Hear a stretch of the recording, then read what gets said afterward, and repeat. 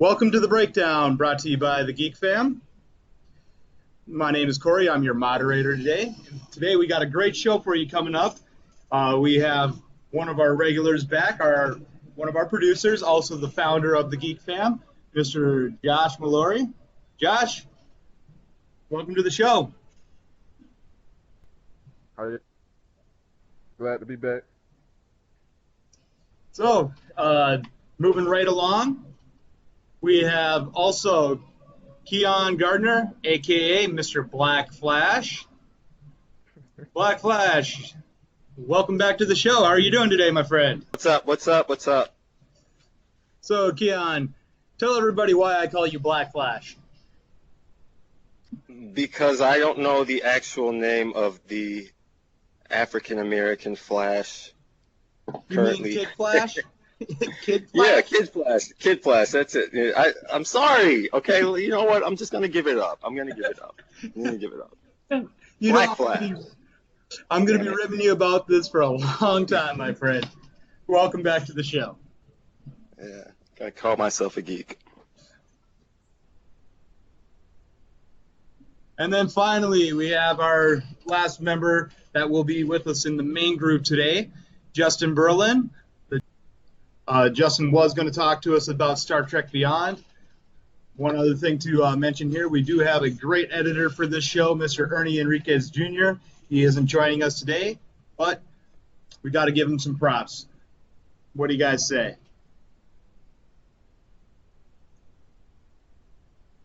Black Flash, Josh, what do you guys think? Ernie, a great editor for us? Appreciate it. Hey, yeah, he's all right. through. You know. Yeah. We got to show him some love. Ernie knows. Yeah, that's my guy. Ernie knows. Ernie is the shit, man. He is awesome. I love talking with him. All right, so now the first topic today is Star Trek Beyond. Justin, you got the floor. Hopefully your mic is working this time.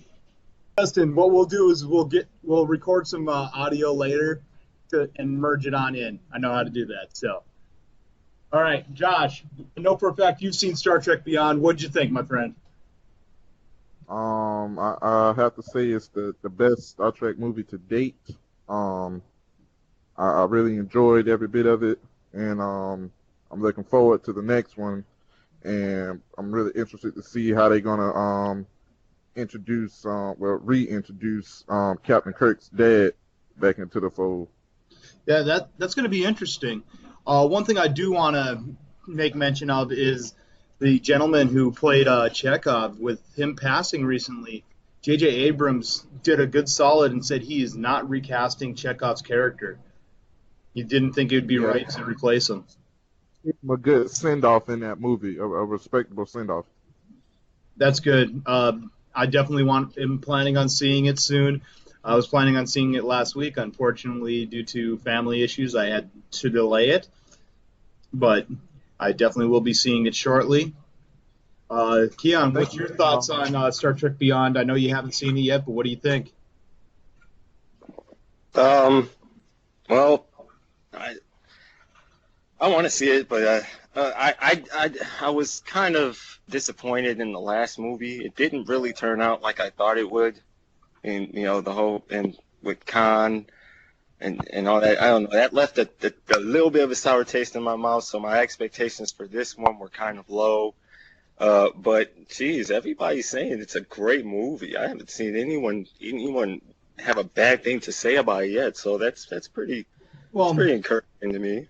I will say this on the last one. One thing that really kind of made me happy was that they brought in Section 31, because they never brought it into any of the shows except for DS9 and Enterprise. So by bringing it into Star Trek Beyond, it kind of is showing that Enterprise, the show Enterprise is still the basis of both movies, of both universes. So kind of a cool thing.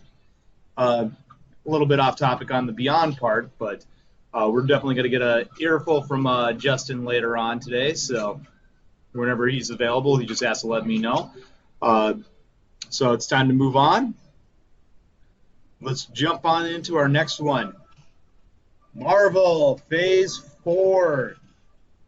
What's everybody's thoughts on the next run of Marvel?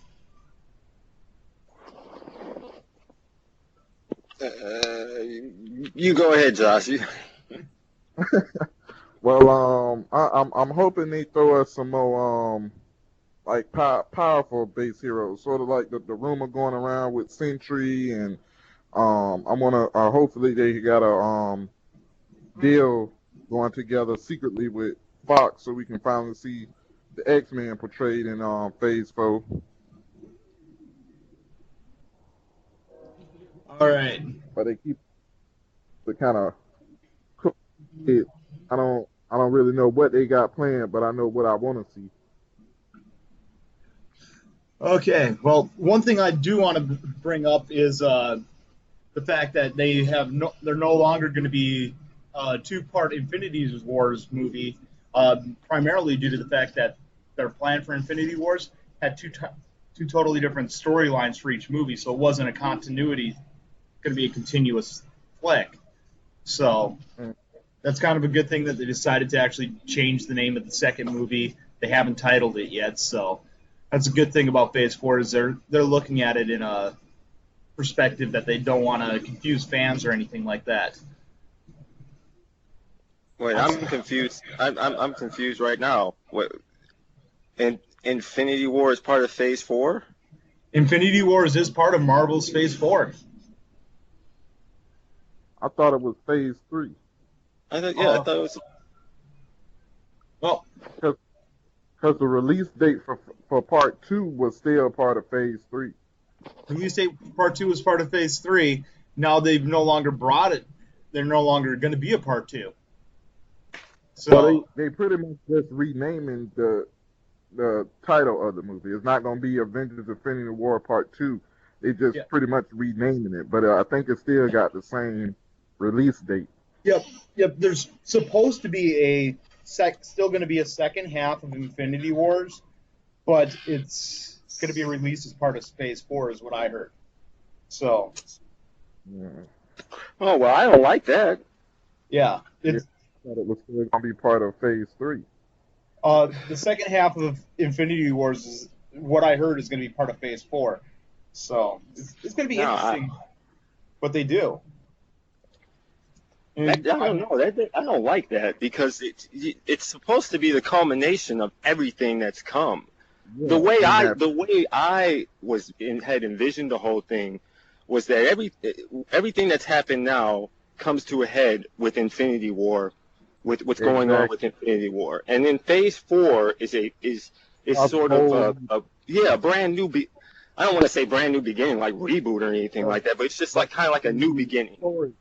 Yeah. Yeah, and so if they're still dragging Infinity War into Phase 4, that kind of I don't know. That kind of sounds counterproductive to me. Well, for real. And entirely, where I saw this was, a random blog on the internet that claims to have an inside source. So it might be total and utter BS. So I will. Or it might be true, and it might just be the first big screw up by Marvel. Yeah.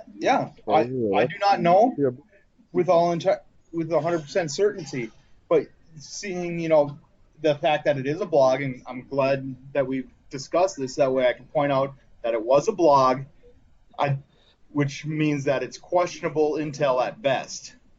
Right. Because it's not coming from Marvel directly. Without it coming from Marvel or Paramount directly, it's questionable. And Marvel and Paramount, they could always be putting misinformation out there to throw us all off. So now see, you can take it as it is. Phase 4, I think they're gonna do is like the full group of heroes like Thor, Iron Man, Captain America, and Hulk.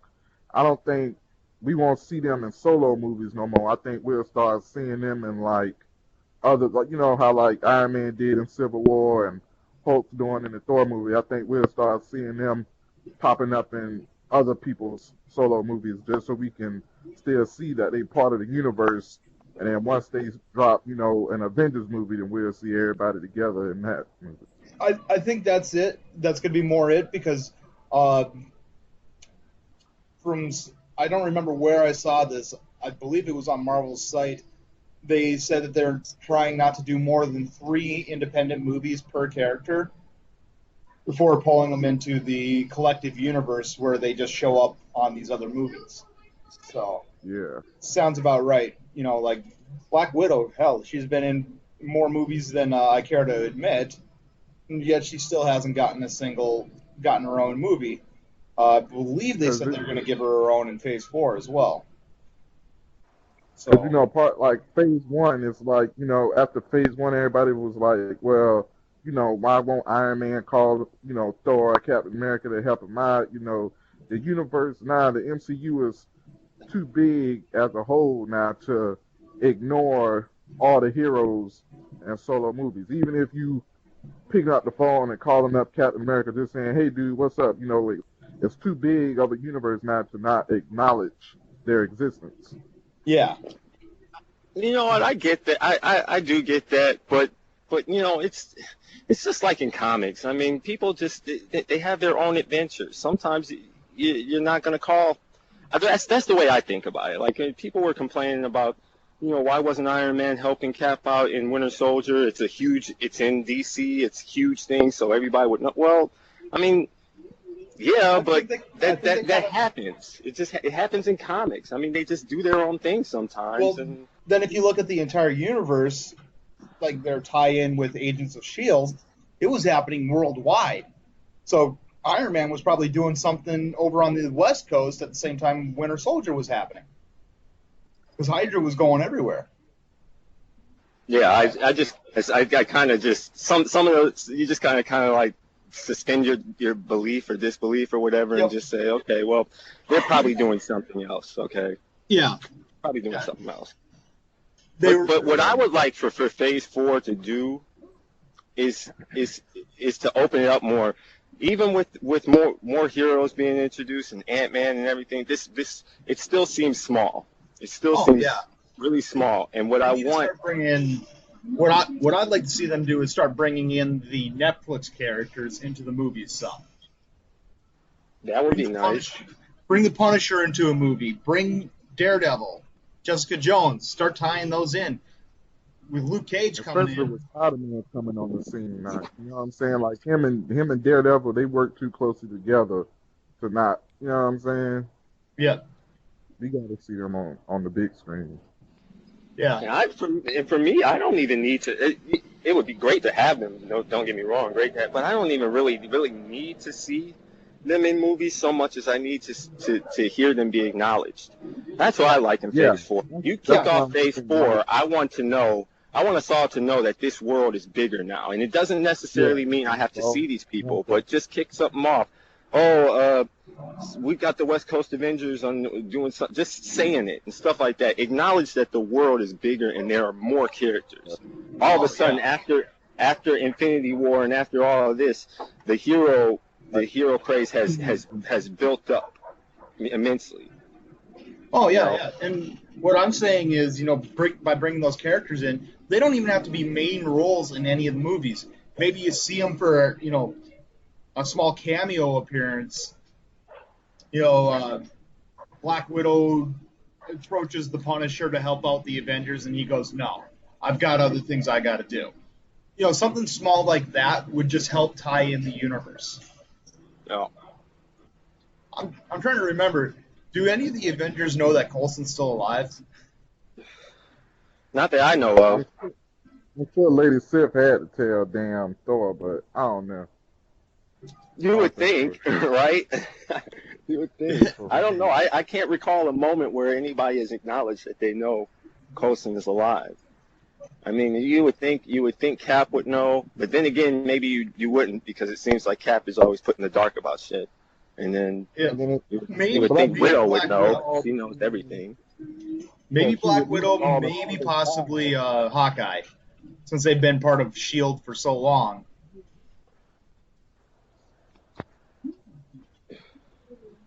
Yeah, somebody got to know something. Somebody's got to know. I can't think of her name right now, but Fury's right-hand woman that was on the helicarrier in the first Avengers. Maria Hill. Yes, she's got to know.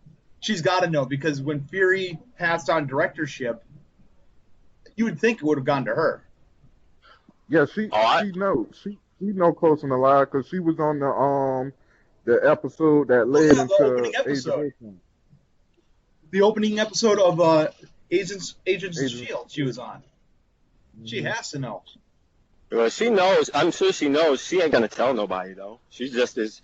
as tight-lipped as Nick is. She's not gonna tell anybody. Yeah, but see, she's still in the universe. I don't know. Maybe they'll put her in a situation where she has to say something and let the Avengers know that Coulson's alive. I would love to see that moment. Just Or see maybe she becomes director in Phase 4. I mean, who knows? She we don't probably know would if be. Nick is I coming hate back. to say it, but I think she'd be a better director of Shield than Coulson is. Coulson's got too many psychological issues to be the best director of Shield right now. Yeah, to me he's more of a soldier than leader anyway. To me, I don't know. He's more of a. I would say he's more of like a lieutenant. You know, a small Yeah, group. yeah. He can lead a whole organization. No, there is entirely outside of his skill set. So can I ask you? Let me ask you guys though, since we're talking about Phase 4, and you obviously have to. You're gonna bring this up every single time we talk about Phase 4. What's a percentage you have on Fantastic Four coming back? Forget about the X-Men. They're not coming. They're not. I've forgotten about them. They're not coming. But the Fantastic Four. I have a feeling that in Phase 4, we are going to see the Fantastic Four and X-Men join the larger universe. I have a feeling it's going to happen. We've got last episode we talked about the Marvel Fox deal where they're starting to work together a little bit more. So hopefully we can build out a full universe across the different production studios. Oh, I wanted to talk about that. So that was the one topic I wanted to talk about that on that show so bad. Was that topic I really wanted to talk about. It ties into Marvel Phase 4, so we can discuss it for a little bit here. Well, just what I wanted to say is I don't think it's the start of a union. I really don't. Because I read an article, and this was actually months ago, talking about the fact that it really the whole deal, it really wasn't contingent on anyone giving up something. That's the thing. That deal was going to go through regardless. It was just logistics more than anything. It wasn't about, oh, well, if I give you this, can you give me that? It was just logistics on a contract. Little things about what we could do and what we couldn't do. But it wasn't necessarily, the start of, oh, okay, I don't think so. I disagree. I think it is going to be the start of something. Your take on the initial deal, I think, is dead on. But they've cooperated once. It's going to help lead to more cooperations down the line. Let's see what. It could have been a small deal to bring, like Keon was saying, the Fantastic Four. Like, hey, y'all, you know what I'm saying, help us with this. Let us give us the ability to use, Fantastic Four in our film franchises. Like, we'll still break y'all off, but just let us take care of sort of like what Marvel and Sony is doing. You know what I'm saying? Yeah. Well, we'd love to. I think that's what we all believe. But TV, and I just think that TV and the big screen, they're totally different things. And you can work together on TV, but with big screen, the money's bigger. There are more things to consider, and I just really feel like these two companies, they don't see eye to eye on the big picture. Well, It's one thing to get a TV show going. Okay, yeah, you can go ahead and do your little TV show. That's fine, whatever. But movie-wise, hey, we're gonna need control. You know what I'm saying? Yep. And we're gonna need control. We're gonna need to do this our way, and we're the ones making money. So you need to get on board or not. And Fox is like, well, I don't know about that. You know, I think they gotta, like you say, we don't really need the X-Men right now. It'll be great if they did, but when Infinity War is closing the chapter on Phase 3, you need something either as impactful as that storyline, to build up throughout all of the first 3 phases, or something bigger than it. Nothing more than, the coming of Galactus or the Skull Evasion, you know what I'm saying? Like something I say we need the Fantastic Four to join more than the X-Men right now, in my opinion. Just like Absolutely. Beyond.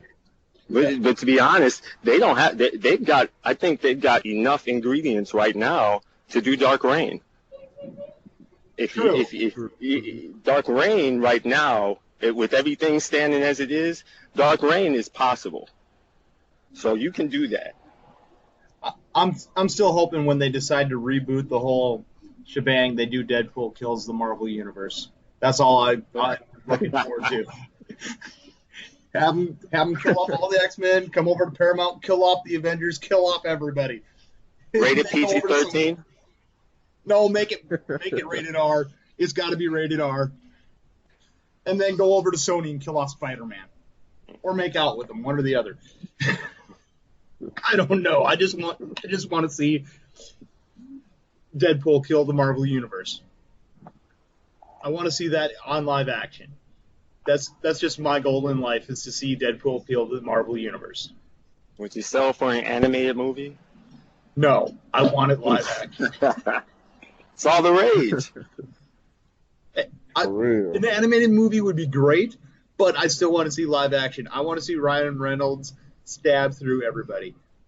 Oh, something else. This doesn't really tie in with Marvel Phase 4, but it's a theory that I saw dealing with Stan Lee and why he does cameos in every Marvel movie.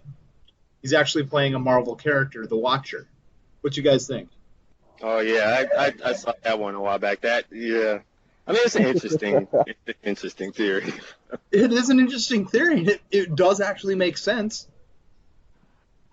So, all right. So we've gone on Marvel Phase 4 long enough. Justin, are you able to talk this time? Justin? Hey. Where is it? And We just don't have any. I don't see him. I don't hear him at all. Okay. So next up is post-Comic-Con impressions. Comic-Con ending just last week. There was a lot of cool trailers released, a lot of panels. And Justin just messaged me. He's been here the whole time, and he still can't talk. Justin, maybe you need to check the mic on your computer. We'll test it out a little bit later. All right. So, post-Comic-Con, we saw a lot of cool trailers. I'm going to start off with my favorite one of the trailers overall, Wonder Woman. Josh, what do you think? How was Wonder Woman's trailer? Me personally, I think that was the best one overall. I was kind of shocked at how good the trailer was, and then the little thing, the Wonder Woman theme song at the end, it was just like it just put it all together. Oh yeah, it definitely put it all together. I love it. I wish it would be set a little bit closer to modern times, but the fact that it's in World War I just shows, that she's been around forever.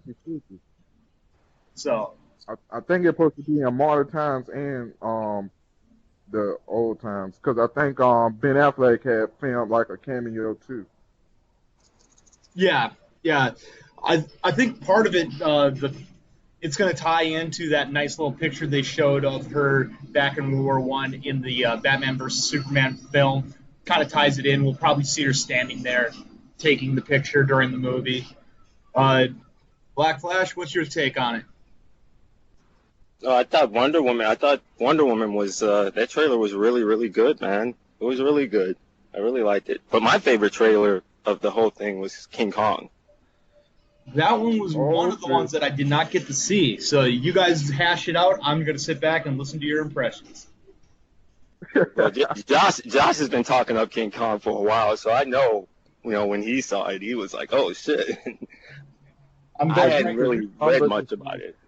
well, I'm gonna quick jump in here, you guys. I'm betting right now Justin is slamming his head on the keyboard because he's been talking that trailer up as well.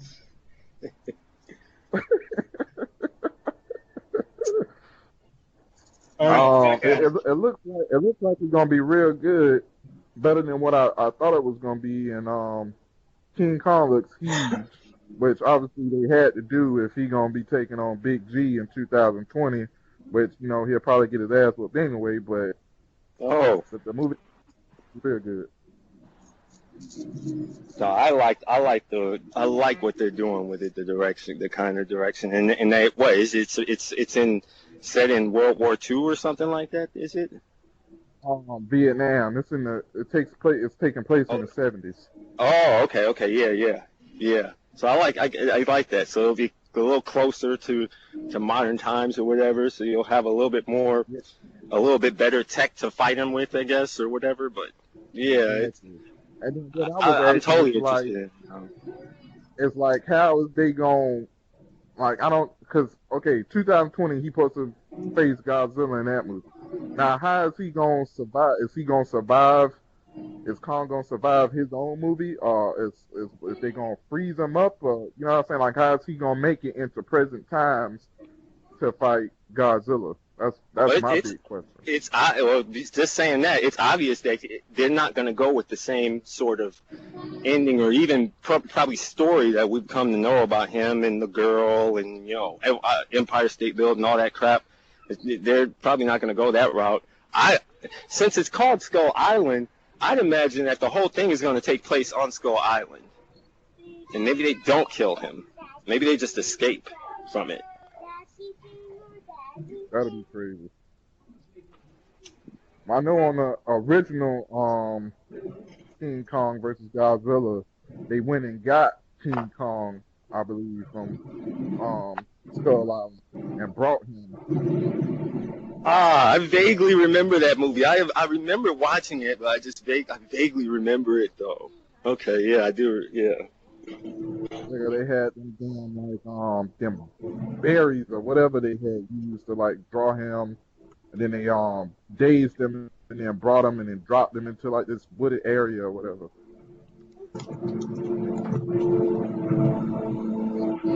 Were you guys a little surprised that we didn't see a Power Rangers trailer? Yeah, I was a bit surprised on that one. I mean, I don't know if there was even any sort of little teaser or anything about it or something. They showed some I know they was there. pictures. I know they was at Comic-Con, but I don't think they showed no trailer. I know they was at Comic-Con for a fact, but they ain't show no trailer. I don't know why, but they should have. And then what was the other one that I liked? No, other than that. What y'all thought about the Justice League? I wish I would have seen what they showed for Spider-Man. I'm still trying to scour the internet for that one. Spider-Man and Guardians of the Galaxy. Did they show something for Guardians of the Galaxy? Yeah, they showed a trailer and like a minute clip with Yondu, Rocket and Baby Groot getting captured by the Ravagers. Okay. I'm pretty stoked that he got his mohawk, like his full mohawk in this one though. That's pretty cool. He should have done that in the first movie. Yeah, Yondu gonna be kicking ass for real in this one.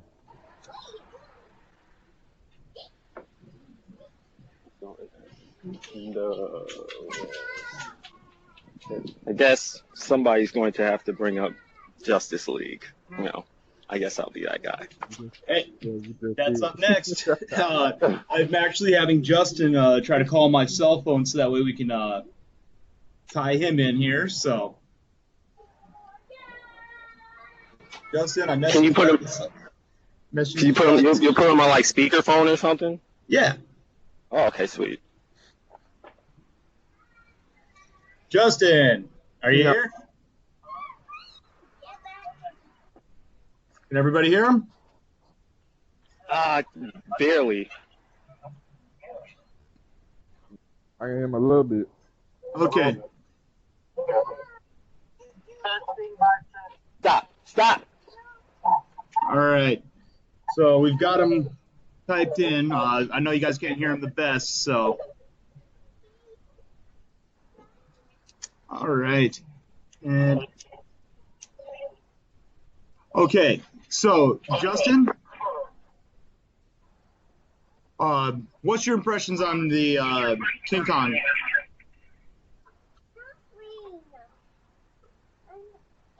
Mute your speakers on your computer, please.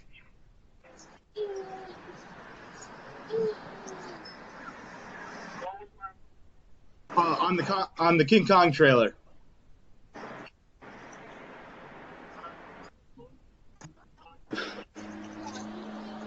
King Kong.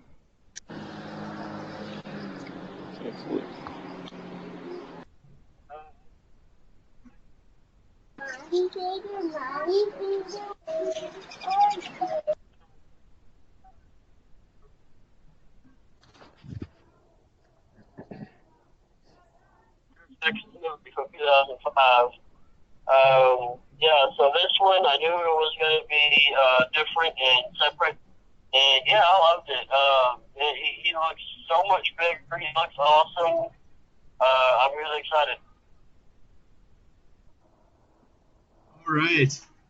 So we'll jump back quick here to Star Trek Beyond, primarily due to the fact that we were having audio issues. What'd you think of Star Trek Beyond? I absolutely loved it. I remember Josh said at the beginning of the video that it was the best Star Trek yet that he had seen, and it comes close. But I absolutely loved it. Not very many movies I have no criticisms about, and this is definitely one of them. Okay. So we are going to move on now to the Justice League trailer. Now that we have Justin in the ability to talk, we're going to start off. Keon, aka the Black Flash. What is your impressions of the Flash in that trailer?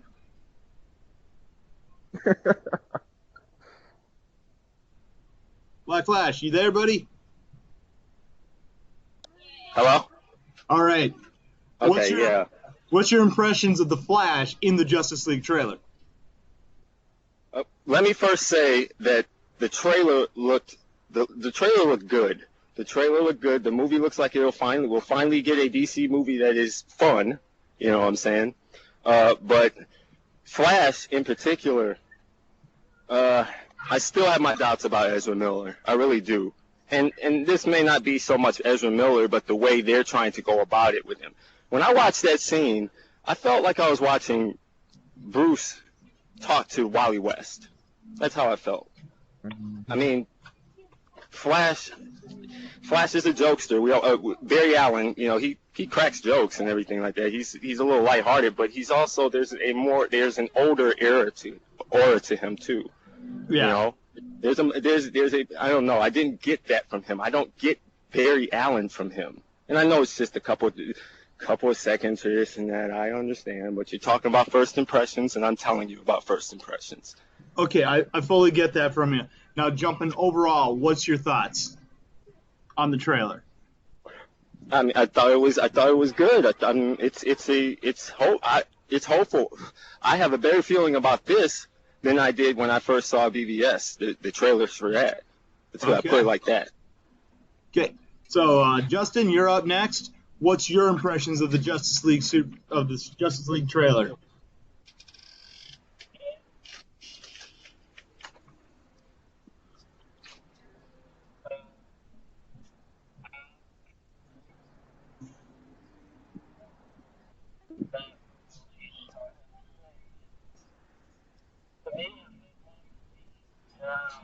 The DC version of the Avengers Bruce Wayne going around recruiting on these people. It was awesome.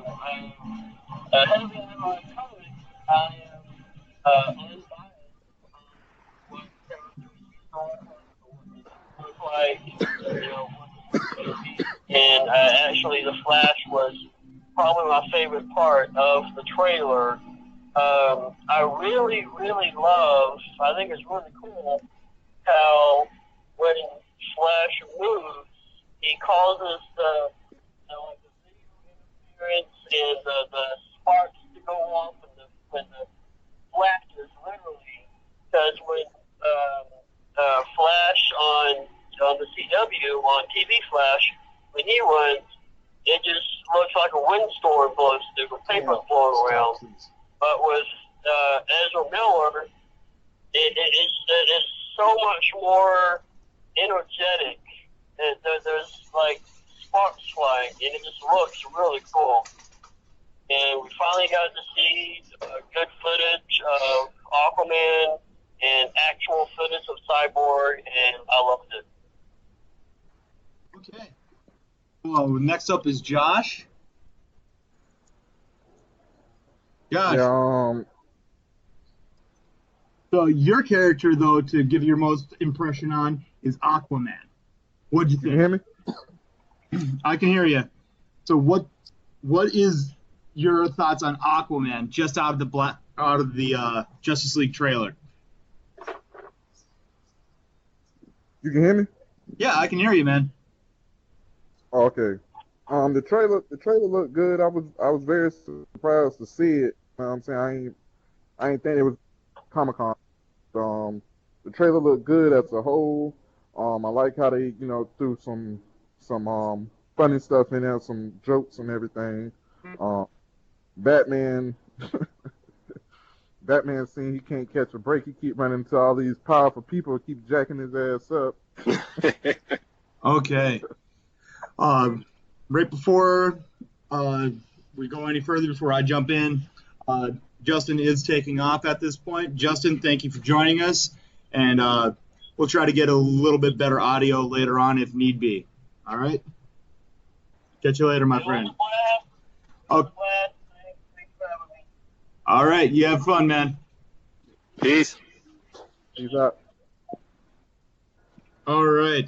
So now it's just down to us three. And I'm starting up Flashpoint for the kids to watch. What y'all think about Aquaman in Justice League? Y'all think he's gonna be good? He looks like a total badass. I'm sorry to say, but the comic version, like the old school Super Friends Aquaman, looks like the kid next door. This new one, he looks like the biker down the block that you wouldn't piss off if you were paid $1 million. So see, he kind of reminds me of the Aquaman from the Justice League and Justice League Unlimited TV yeah, series. he reminds me more of that Aquaman than the old school Aquaman that everybody made fun of. The old school Aquaman everybody picked on. Mm-hmm. I think he looks. It's weird because I think for the team dynamic, he seems great. The badass, like you guys are saying, he seems great. But I'm still skeptical about him, and particularly, gosh, I can't think of the guy that's playing him. I'm still skeptical about him being able to carry and keep me interested in a solo movie, though. That is my one thing. I mean, can this guy bring the gravitas of being a king and being an interesting guy, a charismatic figure? You know what I'm saying? In his own movie, it's great when you're a part of a team and they're able to do your badass thing, but you got to be more than that. When you're on your own. The only way they'll be able to cover that up if he can't hold a solo movie by himself is having a good ass story to, you know what I'm saying, disguise his not being able to. Like, if you got a good story, ain't nobody worrying about if he, you know what I'm saying, holding it down that good. But if the story sucks and he sucks, it's a wrap.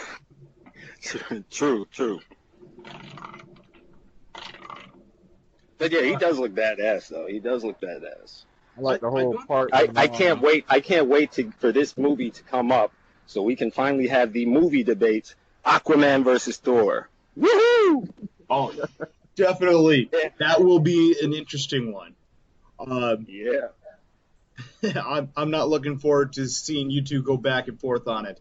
Keon, when we do that one, you are definitely going to be on that panel, so that way we can have a good back and forth between you and Josh.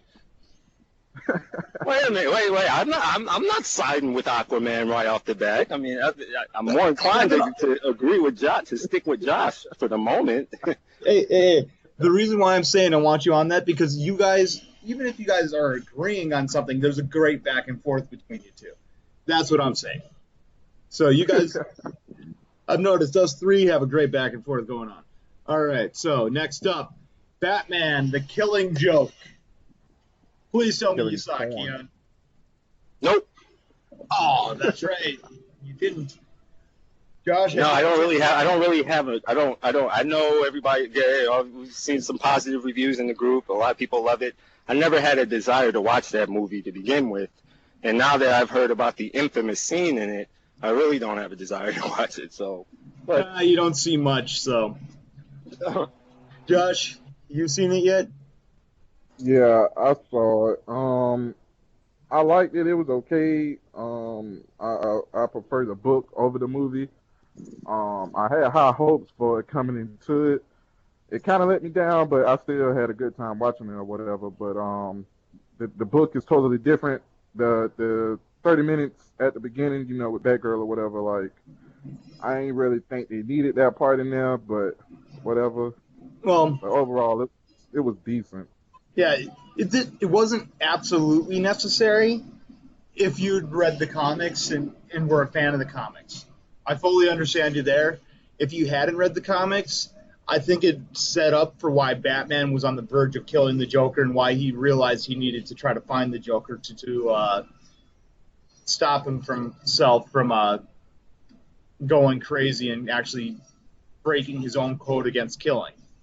So for the non-comic viewer, it was useful. For the comic watcher, it was pointless. well, I read an article. I read an article about that and them putting that 30 minutes or so in, and they pretty much said they needed to do it simply because the story was not long enough for it to be a feature film, as it Yeah, was. it's a short. Yep. So they needed to add something to it to make it because it was like it wasn't. I forgot how he worded it. It wasn't viable to make it just a straight up animated movie like they do with the other movies, but to make it a theater release, they needed to add more to it for runtime purposes. Yep. And that by making it a theater release, it dragged in a lot of people that don't read the comics. So it ended up being useful for those non-comic viewers. All right. So we're gonna drop off the Killing Joke. In my opinion, the Killing Joke was a great show. Awesome. I did not read the Killing Joke comic beforehand, even though it was on my list of things to read. I didn't want to have my opinion of the movie be tainted by reading it. So I watched the movie, thought it was great. Read the comic. Comic's even better than the movie. Flat out. Typically, when it always comes down to it, the book's always going to be better than the movie in 99% of the circumstances. So in this case, it held true. The movie was good. I liked how Mark Hamill played the Joker. So, all right, time to move on. It's time for the character of the week. Last week we had Josh's favorite character of all time, Thor. This week, since it's my turn to choose, I chose my favorite character of all time, the Green Arrow. So Oliver Queen. yes, as I had told a friend, her and I have been best friends for years. She refers to herself as my Black Canary. So Aww. without the romance part, that's the funny part. Well, what the hell? That's That doesn't. Come on. That must be the TV That's show. like 90% of the relationship right there. Well, That's the we TV look at it the version way of it. that, they're that close, they know each other. Okay? We removed the romance part of it. That's fine. All right, but what are your impressions of the Green Arrow? We're going to start with Josh. Going off of just the comic books and the Justice League old cartoon, Green Arrow I like him a lot. I think he ain't used enough in the comic books, even with the new TV show that's out. I don't think he's still getting enough love as like he needs to be. I know in the early 2000s he did his thing on Smallville and that was good, but I think it's time that he needs to be seen in a more respectful way, and that's at the same time true to his character in the comic books. Like the TV show, yeah, it makes him seem like a badass, but they haven't touched on how he is in the comic books yet. Like if we can get both, which I think they should do in a movie, then it's a wrap. But Oh, I ain't got definitely. nothing against him. I think he's an excellent character and got nothing but love for him. Okay. Black Flash, you're up. What's your impressions of the Green Arrow? Well, I think next to Green Lantern, he's my favorite character in DC. And really it has to do with the fact that I think that, like, amongst the Justice League, I think he's really the heart of the Justice League. A lot of people will say Wonder Woman, or I've even heard some people say Martian Manhunter, but really I think Green Arrow is the heart because of his beliefs and his convictions. He's not afraid to challenge people when they're wrong about something. I love that about him. Oh, He has these convictions that he won't toss aside for anyone. He doesn't care if he's going up against all-powerful Superman or all-knowing Batman or whatever like that. Hey, listen, I have an opinion and I'm going to say it. Yep. And most of the time he's right. Yep. I'm going to jump in right there. That reminds me of the first episode of Justice League Unlimited. They brought him up to the Watchtower, and Batman tells him, "We want you here because you won't let us get away with doing something stupid." Yeah. Batman respects the fact that he doesn't back down, and he tells it like it is, and he focuses on the small guy when the Justice League's typically looking at the big picture. So he's, for lack of a better term, he's the conscience of the Justice League. Yeah. He's Jiminy Yeah, Cricket. you know what? Yeah, Corey, that's a better statement. He's the conscience of the Justice League. That's a better statement than him being the heart. He's the conscience. Yeah. Yes. He's the Jiminy Cricket of the Justice League. Okay, don't do that. Don't do that. Well, they both are green. Hey, he's my favorite character of all time. So I think I can make a crack at him once in a while. So, but yeah, to me, the Green Arrow, he is the ultimate social justice warrior. You just look at his comic over time. He's gone from being the rich guy to the poor guy to the mayor. He's had an immense transition between, being the spoiled rich kid going to being dirt poor and not having anything to fighting for, his city. And the whole while, his internals, his internal moral compass did not change. Hell, he killed a guy and he gave up being a hero because he made a mistake and killed the criminal without meaning to. He gave it up for a while. He also has probably the best, in my opinion, the best romance story out of any superhero. So, as far as it goes with the TV show has not done the character as well of justice as it could. I still like the show. They just got to bring back Black Canary. That's all I can say on that. Hopefully this Flashpoint thing does something that fixes that error. So, well, if they real quick for you though, Corey, if they don't do it by way of Flashpoint or whatever, but they do bring her back. Would that still not be annoying to you though? That they brought her back? Well, considering Yeah. they brought back, I'm not sure how many characters from Death now. But she coming back. She's supposed to be a regular on Flash, Arrow, and Legends of Tomorrow. She is coming back, but they didn't say which character, and they've already shown. What the heck's her alter ego? Talking about Black Black Siren. Siren. Yeah, Black Siren. So she might just be back as Black Siren, which is it's not the same. I want Black Canary back and being the right hand of Green Arrow. Yeah, kill off Felicity. I'm not saying kill Felicity off, but Felicity would be much better suited to being thrown in with the group from Legends of Tomorrow.